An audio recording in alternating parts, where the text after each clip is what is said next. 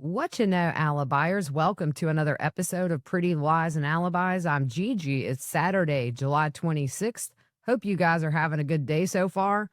It is so hot here in South Carolina, and apparently next week there's going to be this big heat dome around us. So I'm going to be in my studio working nonstop because if I go out, there's a good chance I'm going to hit the ground because hot flashes and a heat dome, not a good combination.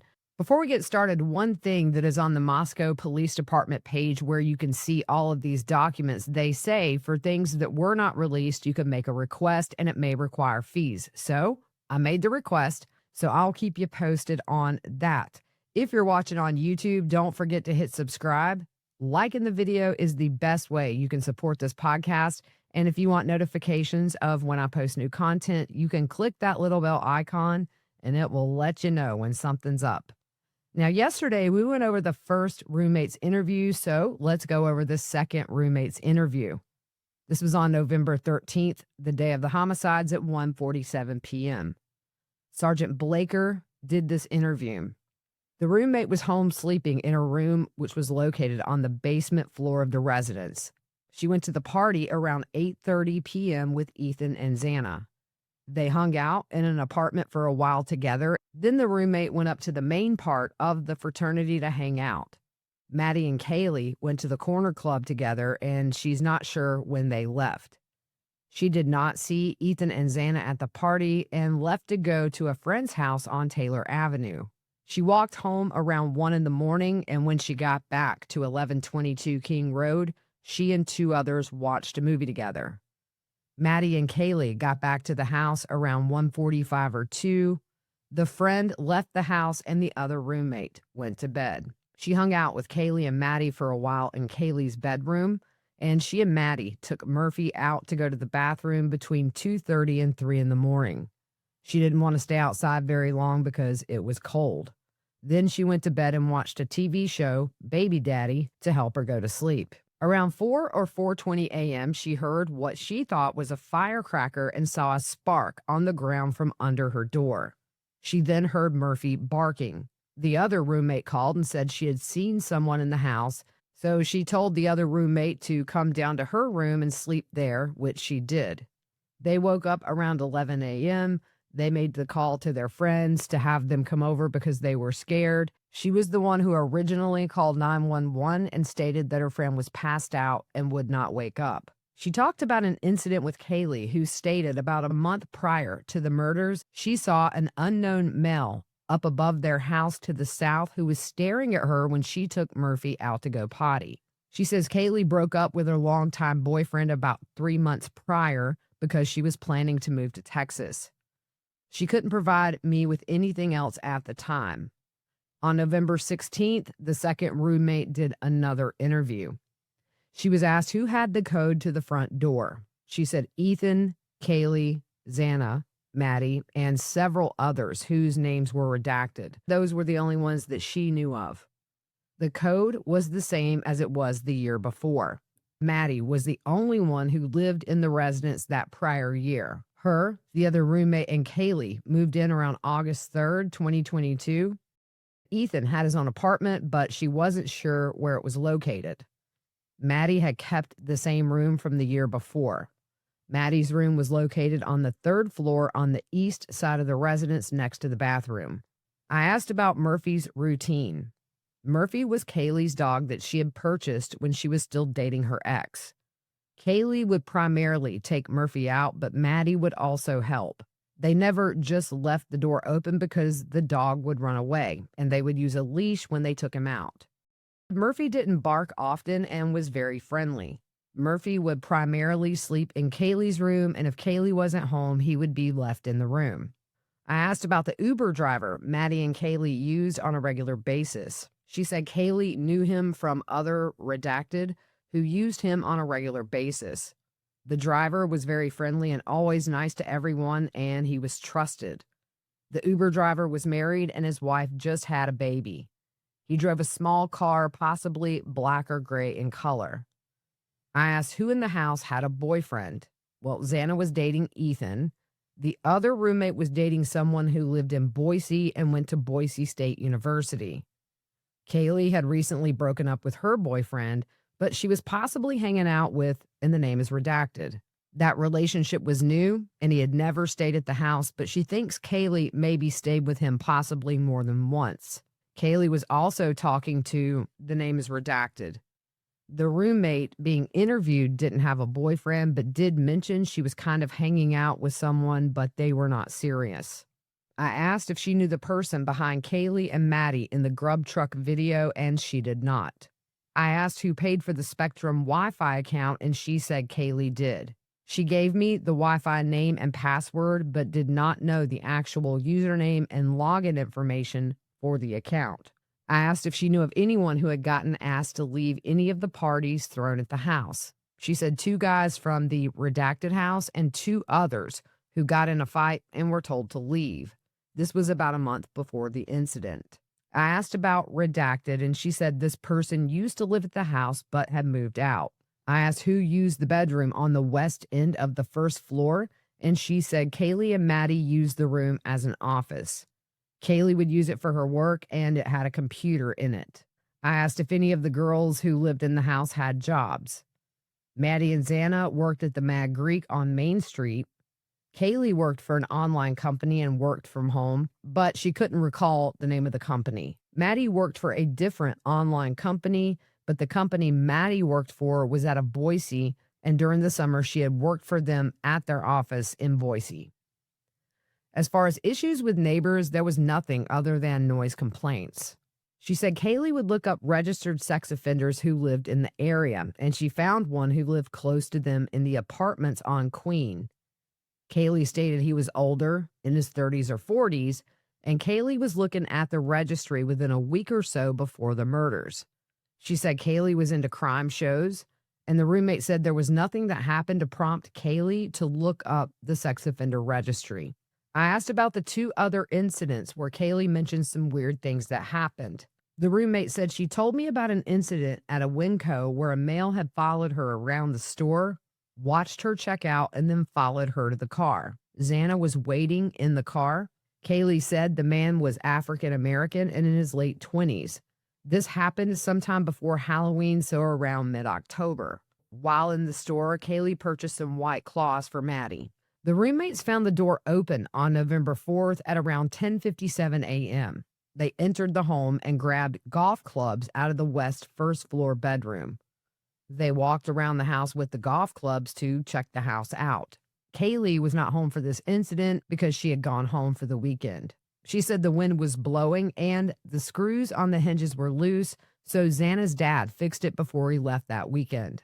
Kaylee told everyone about an incident where she saw a male watching her when she had taken Murphy out back to go to the bathroom. The roommate couldn't remember when this happened. She had been at a chapter meeting when Kaylee called them and asked if they would be coming home soon. The next section of the report is the following is a timeline of events from November 12th through the 13th. The roommate stated she was the last one in the house to wake up at around 10 or 11 in the morning, and when she got up, Ethan was in the house in the living room. Kaylee, the other roommate, Maddie, and Xana were all gone. She checked her Find My Friends app and saw that they were at Taco Bell. Once Kaylee, the other roommate, Maddie, and Xana got back, they all started getting ready for the day. Kaylee, the other roommate, Maddie, and Redacted were in Kaylee's room, and they were getting ready for a party at the Whites. This was between 11 a.m. and 12 p.m. Kaylee left for the Whites before the rest of the group. The roommate left around 2 p.m. with Maddie, the other roommate, Xana, Ethan, and several others. She said she started drinking around 11:30 or 12 while still at King Road. She was drinking mimosas and high noons throughout the night. She also played a game called Rage Cage later on that evening. I kind of think maybe that's what we call beer pong here in the South. Y'all can tell me if it's different in the comments. She drank a 12-pack of high noons during the night and 2 mimosas in a standard wine glass. She was unsure of what she had been drinking when playing Rage Cage. She was at the Whites up until about 3:48 p.m. when she left with Xana. Maddie, Kaylee, and the other roommates stayed at the Whites. Ethan had left before her and Xana, so she and Xana went to another place somewhere on Taylor. Her and Xana left there around 4:51 and went back to the King Road residence. The roommate, Xana, Maddie, Kaylee, and the other roommate were all at the house and made food. Ethan was not at the house during this time. Around 6 p.m., the roommate, Xana, Maddie, Kaylee, and the other roommate all went to take a nap and set alarms for 8 p.m. Once they all woke up, they got ready to go to a house party. Maddie and the roommate left first to go to the apartment around 9 p.m. Kaylee stayed home and was not going to the party. Ethan and Xana came after the roommate and Maddie. The other roommate didn't come, and the rest walked over at a later time. Maddie did not stay very long, and she went back to the house to go to the club with Kaylee. She thinks Maddie left around 9 p.m. One of the roommate's best friends got to the redacted around 10 p.m., and they hung out together. They stayed in one of the apartments for a little longer, and then they went to the main fraternity house. This may have been around 10:30 to 10:45 p.m.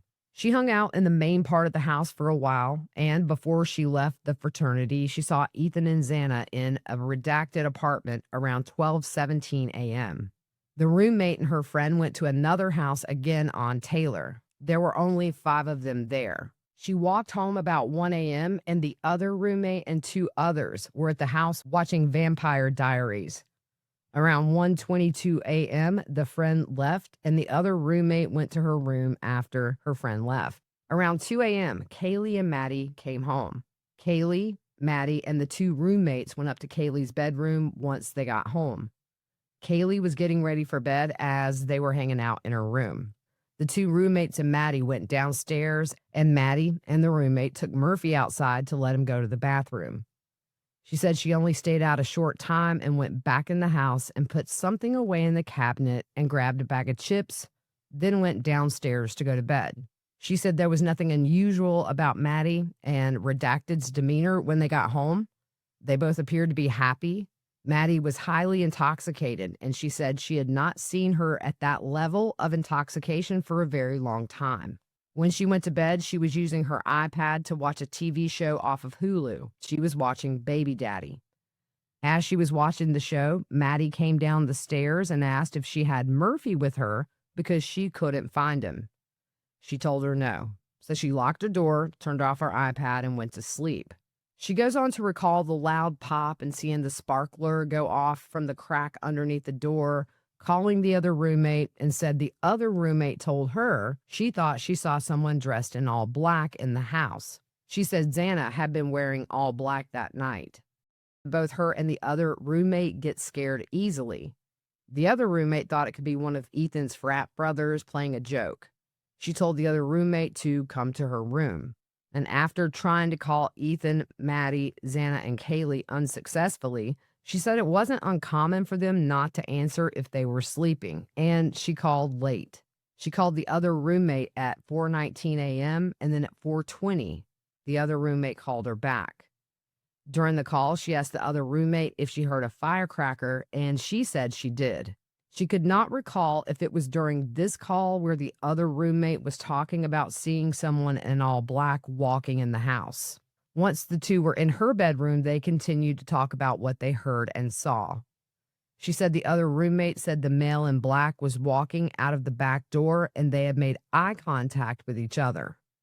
The other roommate said the male was white with a big nose and possibly holding a small vacuum-type object.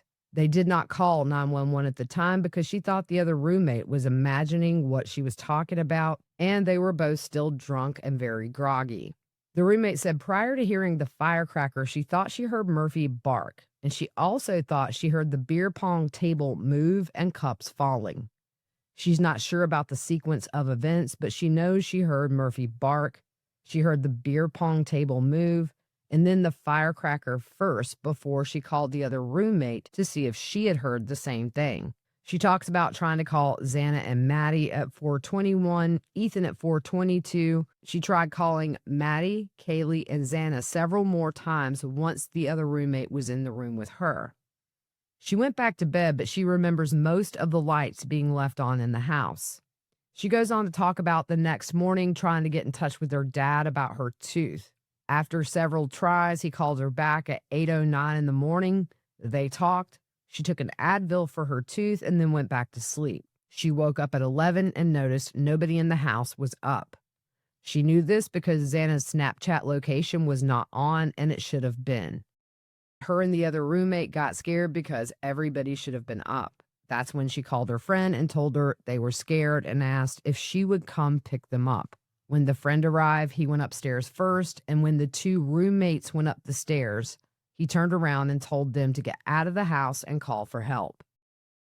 She could see Xana laying in the floor of her bedroom. She was wearing underwear and a sweatshirt. The door was partially open, but normally that door would be closed. She called 911 and was trying to talk to dispatch, but was having a hard time talking, and that's when she handed the phone to her friend. I asked if she had ever seen Xana on the floor like she did that morning. She said she had never seen this, but had heard Xana would pass out on the floor in the past when she was highly intoxicated. She said her male friend went back into the house and grabbed a knife. When the Moscow Police Department arrived, she was still on the phone with dispatch, and then she hung up. Another interview, November 15th, and this was from Vargas. It says, I had a phone message from the front desk to contact Redacted, as she may have information regarding Kaylee having a stalker. On November 15th at 11:15 a.m., I called and spoke with Redacted. She told me some friends had lunch with Kaylee around September 11th, 2022, and she thought Kaylee said something about having a stalker. She thought Kaylee mentioned receiving something in the mail, but some of the other friends that were at the lunch thought Kaylee mentioned getting a strange message through Facebook Messenger. She had been speaking with everybody who was at that lunch, and they were all trying to remember exactly what Kaylee said. Moving on to another report, Aaron Morris took a report from someone saying that on November 13th between 9 and 10 a.m., he was walking his dog and noticed the front door to 1122 King Road was wide open. He knew it was a party house and just assumed someone was too intoxicated and forgot to close the door the night prior. He walked his dog for about an hour, and when he got back from his walk, the door was still wide open. He did not know anyone in the residence except through passing, but not personally. The next interview, Detective Mowry. On November 15th, I received an email from Kaylee's dad. He stated he had access to some of Kaylee's messages and phone calls. He will have someone contact me about those files. I was able to speak to Redacted, and she sent me various files, including an image from the spokesman review showing a camera on a nearby residence, text messages between Kaylee and Redacted, texts between Kaylee and her Uber driver, a recent phone call list, and a video from the Grub Truck Twitch TV feed. I attached these files to the case file. The communication between Kaylee and Redacted was previously located on Redacted's phone examination, and the Twitch feed was previously downloaded. With the image showing the camera, it was found that the residence was on King Road. The SD card from the camera was brought to the Moscow Police Department, but the file system of the card was not recognized by any of the forensic computers. The card was returned to the owner and reinstalled into the camera. On November 17th, Officer Rosinski recontacted the owner of the camera via phone. She said she was out of town, but sent a video to Officer Rosinski showing a figure walk to the dumpster and appear to look inside. To preserve any potential evidence on the camera, I asked if we could seize the entire device, including the SD card, to which she said yes. She wouldn't be back in Moscow until approximately November 28th, and I directed her to contact me when she returns, and at that time, I will attempt to connect the camera back to her Wi-Fi router and view video. In another report, Detective Mowry says on November 13th, I was informed two of the victims had been patrons at the Grub Truck. Kaylee and Maddie walk into the camera at 3:43 a.m. and are accompanied by a male. Kaylee orders and receives food. At 3:53 a.m., the girls are seen walking around the truck and leave the area. Redacted appears to be talking to another patron and doesn't see the girls leave. He then raises his arms in a what fashion and walks away in a different direction than the girls. On November 16th, 2022, 3 days after the murders, Detective Mowry applied for warrants for cell phone providers serving the area around 1122 King Road. He served warrants on AT&T, Verizon, T-Mobile, and Inland Cellular. He asked for a tower dump of all the records. So what's a tower dump? This is where law enforcement requests and receives a comprehensive record of all mobile devices connected to a specific cell tower during a particular time frame and unique devices and user identifiers pertaining to timing advance. What's a timing advance? This uses the device's signal to determine its approximate location.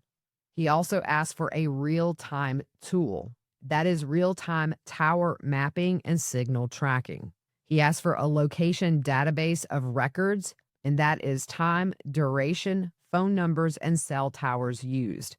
Also, location information from November 13th, 2022, between the hours of 3 and 5 a.m. He also asked for call detail records for several numbers that were redacted. November 21st, 2022, Dustin Blaker traveled from Moscow, Idaho to Meridian, Idaho to drop off evidence. While there, he signed to take the DNA profile found on the knife sheath from Meridian, Idaho. He traveled to Othram Labs in Woodland, Texas. He exchanged custody of the DNA profile with staff there. So that's it for this episode. I wanted to get in that second roommate interview. Hope you guys have a good rest of your afternoon, and we will see you soon.